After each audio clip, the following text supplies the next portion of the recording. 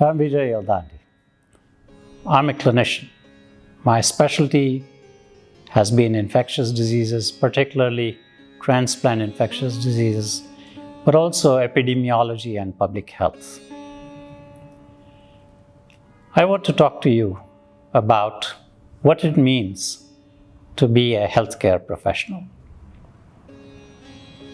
When I first became a healthcare professional, it was all very exciting.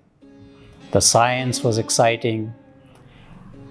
The developments in technology, CT scan, MRI, PET scan, and PCR, everything was exciting. But then when I saw what was happening to my patients,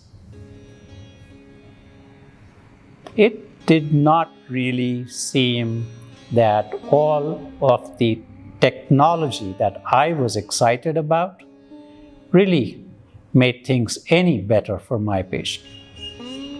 So I've been thinking a lot. What does it mean for anybody to go to their doctor, a healthcare professional?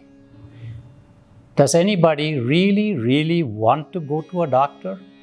Does anybody really want to go into a hospital? And I thought, there is a problem. Not everybody really wants to come and see me. Not everybody is thrilled when I go and see them in the hospital. And for a long time, I struggled with that. I struggled with how to make my patient or anybody connected to my patient really feel better. I must stop here and tell you that from my childhood, I also have been a patient. I had poliomyelitis as a child and became a paraplegic. And I've spent many long months inside a hospital in intense rehabilitation. I didn't particularly enjoy it. The only people that I have fond memories of are those kind nurses who I looked upon more as an aunt or an uncle. Of the doctors, I have no fond memories at all. They just poked and prodded me and then they left. But then when I went to medical school, I was also trained to be a doctor that looked at every patient dispassionately, objectively. Everything had to be explained in terms of pathogenesis. You know, it's almost like when you take your motor vehicle to the mechanic and the mechanic wants to take it apart to try and figure out what part is defective and then replace that part. But really, is that the right way to look at another human being? Let me do a CT scan, let me do an MRI, let me do blood tests, let me find out what part broke down. See, can I replace some part? You need an artificial knee, an artificial hip.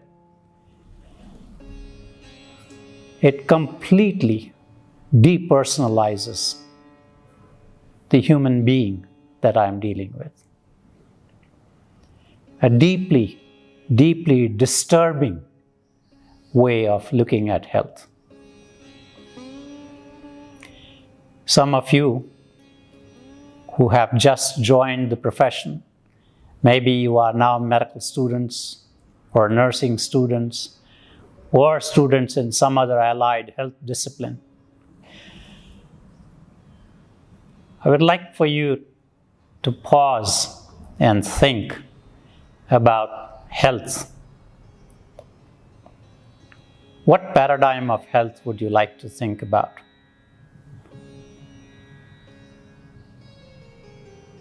Is another human being merely an object to be dissected to figure out what's wrong and then you try and fix it? Or is it better to think not so much about pathogenesis, which is the formation of disease, but a completely different way of looking at things, a completely different paradigm of health, and that's salutogenesis. Salute is health in Latin. So literally the formation of health. And if I'm a doctor, then by definition, I am a teacher. For doctor derives from the Latin docere, which means to teach.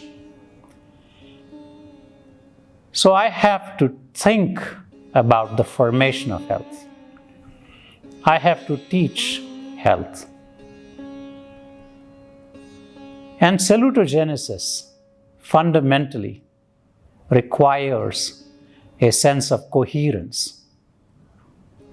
What is a sense of coherence? It has three components. The first, comprehension.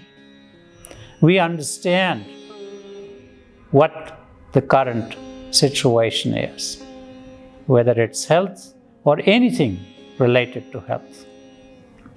The second part is capacity. The capacity to take control of health, to have the ability to cope with the condition.